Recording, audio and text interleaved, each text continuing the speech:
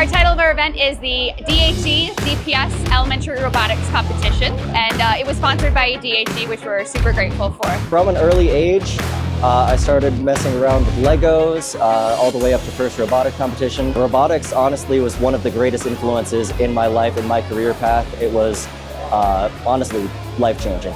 We'll have students doing autonomous competitions where they're working to try to get the highest score with a pre-programmed code. And then we have students doing driving skills where they will have 1 minute to get the highest score all on their own. So they'll have driving skills, autonomous skills, and then teamwork matches. You're pros, you're gonna get a really high score this time? Yeah. You're gonna take, all right, our high score right now I believe is 24 for skills. You're gonna beat that? All right, let's see if double stack has it. So we like to have these events because this is what we like to say is our Super Bowl for our kids who aren't sports kids. They might not be football stars, they might not be cheerleaders, but this is a chance for our kids who like science and robotics to come out and show what they've done and compete and just celebrate all that they've accomplished in these last couple of months.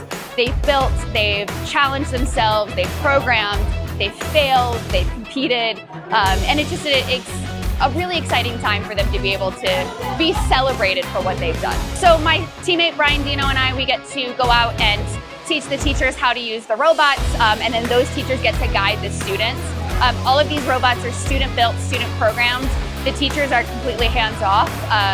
They just guide the students. They're not the ones building it, which is great. I am just so impressed with how they grow over the semester, working together as a team to build, to solve problems. When something breaks, they jump in to fix it, and then just supporting each other as they get better at driving and get better at coding.